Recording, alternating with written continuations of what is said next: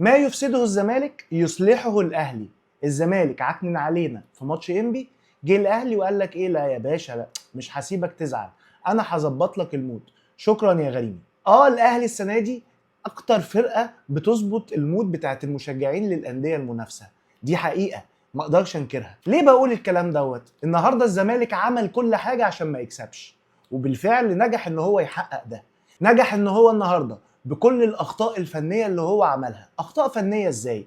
مبدئيا التشكيل غير مناسب للماتش، لعيبه غير مناسبه لطبيعه فريق انبي المنظم المتكتل، التجهيز للفرقه نفسيا للماتش لا، انا مركز مع ماتش الاهلي مش مركز مع ماتش انبي. ودي كانت المشكله الاولانيه اللي احنا اتكلمنا فيها وحذرنا منها. ركز في ماتش انبي، انبي فرقه تستاهل ان انت تركز معاها. والحقيقه العقاب جه سريع، تعادل بتضيع نقطتين، بتحط كل الفرق في المنافسه، بتخلي الدوري يولع. بس بعدها بحوالي ساعه، يعني ماتش الزمالك خلص بعدها بساعه، الاهلي بيلاعب بيراميدز وبنتفرج على كوميديا خام.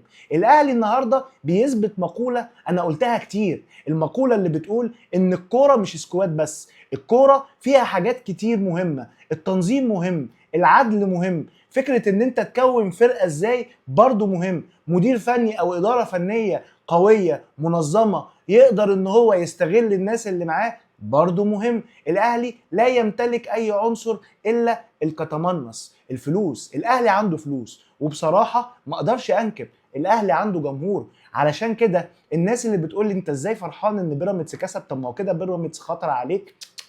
المنافسه مع بيراميدز منافسه، ومنافسه شرسه وقويه، بس اكيد اخف شراسه من الاهلي. الاهلي عنده جمهوره، الاهلي فرقه بطوله، الاهلي فرقه ما ينفعش ان انا استقل منها. هنحفل على بعض، هنحفل، هننكش بعض، ننكش، ولكن الحقيقه اللي انا بقولها وهفضل اقولها ان انا ما اختارش ان الاهلي يبقى هو المنافس معايا لغايه اخر جولتين في الموسم.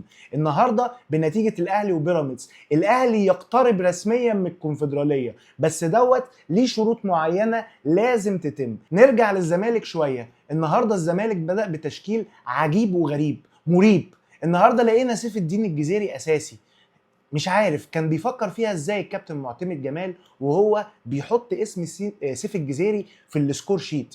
النهارده كابتن معتمد جمال رغم ان شيكو بنزا ما كانش وحش وكان كويس في الماتش، بس مش ماتش شيكو بنزا محتاج مساحات، شيكو بنزا محتاج نلعب على التحولات، وطبعا مش دي خطتنا اللي احنا المفروض ننزل نلعب بيها. قلنا عايزين ننزل اول ربع ساعه ضغط عالي، قلنا عايزين نلعب بشحاته في مركز 6، قلنا ان احنا عايزين ناصر منسي يكون هو الاسترايكر. ما تفكرش مين هيغيب عن ماتش الاهلي، انا الاهم بالنسبه لي هو كان ماتش انبي، ودوت احنا ما عملناهوش، ولذلك استحقينا العقاب. العقاب ان انت بقيت لسه المنافسه في الملعب، لسه الدوري في الملعب. اوعوا يضحكوا عليكم، واوعوا يقولوا لكم، واوعوا يصدروا لكم ان الدوري في 100 عقبه. لسه عندي ماتش الاهلي يوم الجمعه مهم، عايز انزل اكسبه عشان خاطر اقتل المنافسه مع بيراميدز. الدوري السنه دي على الوضع اللي احنا شايفينه حاليا، الزمالك عشان يحسم اللقب محتاج يوصل للنقطه 56. النقطه 56 تتحقق ازاي؟ ان انت تكسب الاهلي اولا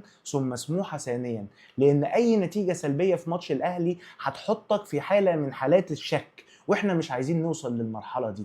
كملوا يا رجاله الزمالك.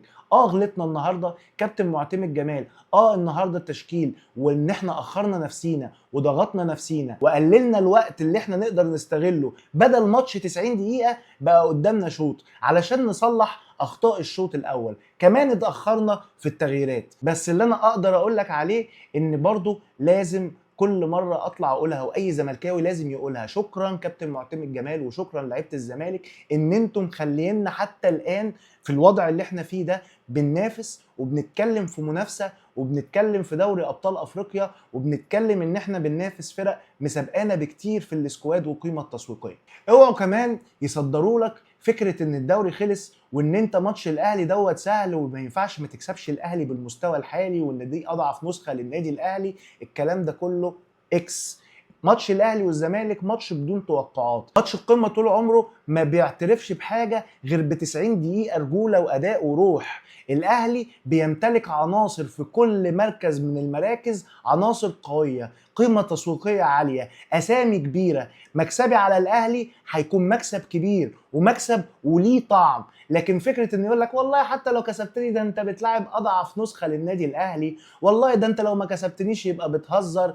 انا ماليش دعوه بكل الكلام دوت. عندي 90 دقيقه في الملعب رجاله، 90 دقيقه جايين في ماتش الاهلي. مفروض ان انا بناء 90 دقيقة في ماتش الأهلي بالنسبة لي 3 نقط مهمين في سباق الدوري. الدوري هي بطولة تجميع النقط، أكتر من كده مفيش. كل الناس اللي بتتابعني ما تنساش تعمل الاشتراك في القناة، وما تنساش تكتب لي كومنت وتقول لي رأيك ايه شكل الدوري في الآخر، مين الأول مين التاني مين التالت. وعلى فكرة سيراميكا في المنافسة ممكن تخطف المركز الثالث، ومين هيكون الرابع. اكتب لي دوت في الكومنتات. السلام عليكم.